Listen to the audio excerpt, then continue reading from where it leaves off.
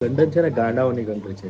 જો તમે અહીંયા લીગલ વેમાં આવશો, અહીંયા સ્ટડી કરવા માટે 20-25 લાખ બગાડશો, પછી પાછા વિઝામાં પૈસા બગાડશો, તમારું ઇંગ્લિશ સારું હશે, તમે સારી જગ્યાએ જોબ કરતા હશો, ટેક્સ પે કરતા હશો, તો તમને આ લોકો જિંદગીમાં આવેલા કે પાસપોર્ટ નહીં આવે.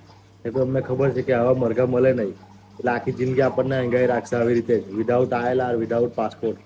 તો આપણે ટેક્સ ભરે છે એનો. અને એ જ વસ્તુ તમે ગાંડા થઈ જાઓ કે લાઈક મને મારી કન્ટ્રીમાં પ્રોબ્લેમ છે, મને અહીંયાથી બીક લાગે છે, રાતે ઊંઘ નહીં આવતી, કોઈ સારો એડવોકેટ પકડી લો એટલે તમને બધી રીતે ગાઈડ કરશે કે કેવી રીતે ઇઝીલી આયેલા લેવાના, without tax pay, without like study, કંઈ બી નહીં. પહેલાં થતું હતું ખબર નહીં કે હવે થાય છે. એક ભાઈ છે મને મળેલો, મને કહેતો, એટલે હું તમને કહું છું કે ભાઈ આવેલો 2012-13માં, ઇનલીગલ જ આવેલો, પાસપોર્ટ બાસપોર્ટ કશું નથી.